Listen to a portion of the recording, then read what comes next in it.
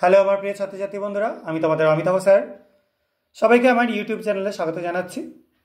আজকে নিউট্রিশন ক্লাসে আমরা আলোচনা করব পিইএম অর্থাৎ প্রোটিন এনার্জি ম্যালনিউট্রিশন এই ব্যাপারটা নিয়ে।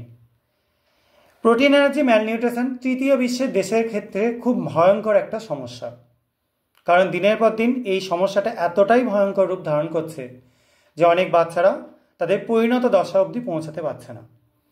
শুধু তাই না, এই যে পিএমএ যারা আক্রান্ত হয় তাদের কিন্তু এই প্রভাবটা দীর্ঘকাল থেকে যায়, আমৃত্যু পর্যন্ত এই প্রভাব থেকে যায়।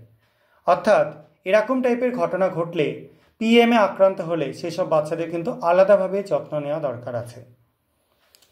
তো পিএমের প্রধান সমস্যাগুলো আলোচনা করতে গেলে আমরা প্রথমে আলোচনা করব যেটা নিয়ে, সেটা হচ্ছে ম্যারাসমাস। ম্যারাসমাস কথাটার অর্থ হচ্ছে ক্ষয়। মেনলি অনাহারজনিত সমস্যার জন্য এই ম্যারাসমাস সৃষ্টি হয়। এটা 6 মাস থেকে 1 বছর বয়সী শিশুদের সব থেকে বেশি এটার প্রাদুর্ভাব দেখা যায়। তো কি কি দেখতে পাওয়া যায়? প্রথম কথা, এদের শরীরে মাংসপেশি, যে ফ্যাটের লেয়ার যে আমাদের শরীরে তৈরি হয়, সেই ব্যাপারগুলো পুরোপুরি আস্তে আস্তে নষ্ট হয়ে যায়। এরা একদম অস্থি চর্মসার হয়ে পড়ে, যেন মনে হয় কঙ্কালের ওপর জাস্ট একটু ওই চামড়া স্তরটা লাগানো রয়েছে। একদম নির্জীব প্রকৃতির হয়, সারাক্ষণ ঘ্যান ঘ্যান করে এরা, এবং তার সঙ্গে কিছু খেতে চায় না, অথবা অনেক সময় প্রচণ্ড ক্ষুধা হয় কিন্তু খেয়ে সেটাকে হজম করতে পারে না। অর্থাৎ মেটাবলিক সিস্টেমটা, বিপাক ক্রিয়াটা প্রচণ্ড পরিমাণে ক্ষতিগ্রস্ত হয়। আর এটা ছাড়াও এদের দেহে কোনো কিছুই লাগে না, যা খায় সেটা শরীর থেকে বেরিয়ে চলে যায়। আর এরা জেনারেলি নির্জীব প্রকৃতির হয়, কোনো রকম কোনো ব্যাপারে খুব একটা রেসপন্ড করতে পারে না।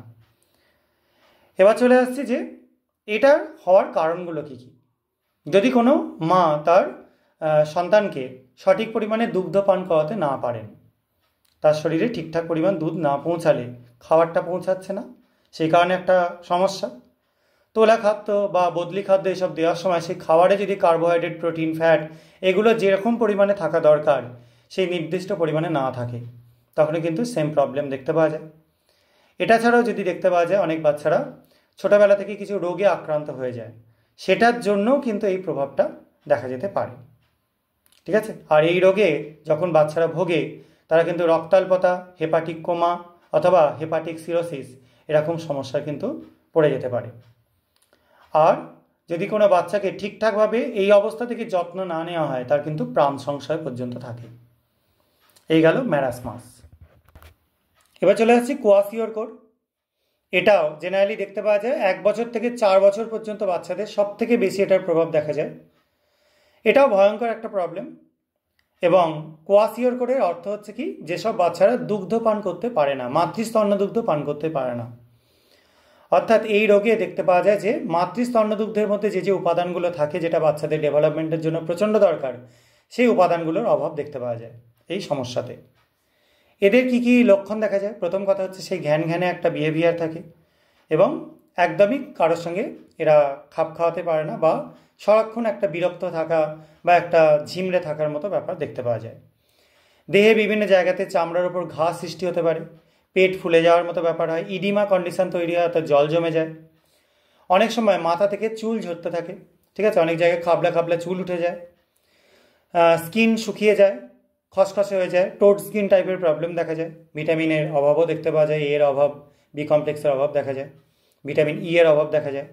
এটা ছাড়াও তাদের ঠোঁট ফোঁট ফেটে যায়, রুক্ষ হয়ে যায়, অ্যানিমিয়ার লক্ষণ অনেক সময় দেখতে পাওয়া যায়, আর বৌদ্ধিক বিকাশ একদমই বন্ধ হয়ে যায়। এটা ম্যারাসমাসের ক্ষেত্রেও হয়, কোয়াশিওরকরের ক্ষেত্রেও হয়। আর রোগ প্রতিরোধ ক্ষমতা, ইমিউনিটি ব্যাপারটাই একদম প্রায় থাকে না, যেহেতু মাতৃস্তন্যদুগ্ধের ইমিউন ফ্যাক্টরগুলো তাদের শরীরে আসতে পারে না।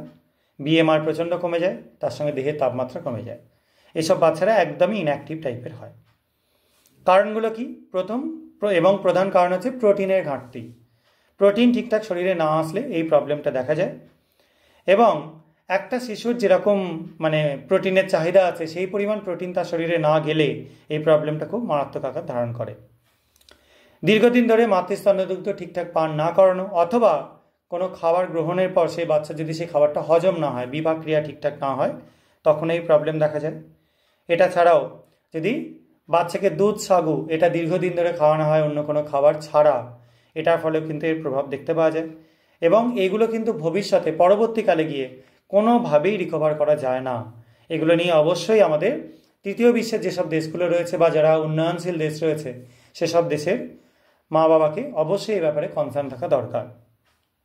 এটা ছাড়াও যদি বাচ্চাকে কোনো এমন পাত্রে খাবার খাওয়ানো হয় যেটা পরিষ্কার করা নয়, তখন জীবাণু সংক্রমণ হয়ে সেখানে কিন্তু তার শরীরে প্রোটিন শোষণ ব্যাহত হতে পারে, সে কারণেও কোয়াশিওরকর সৃষ্টি হতে পারে। তাহলে এগুলো হচ্ছে প্রবলেম, এবং সেই প্রবলেমগুলো থেকে কিভাবে সলিউশন পাওয়া হয় সেগুলো আবার পরবর্তী ক্লাসে আলোচনা করব।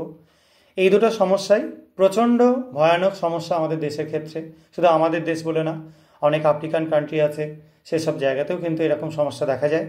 এবং এগুলো থেকে বাচ্চাদেরকে বাঁচানোর জন্য অবশ্যই সঠিক স্বাস্থ্যবিধি মেনটেন করা এবং বাবা মার যথেষ্ট শিক্ষাটা দরকার।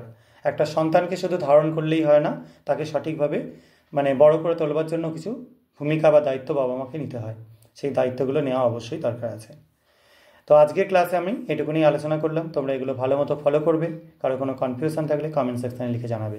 আজকের মতো এটুকুনি, সবাই খুব ভালো থাকবে, সাবধানে থাকবে, বাই।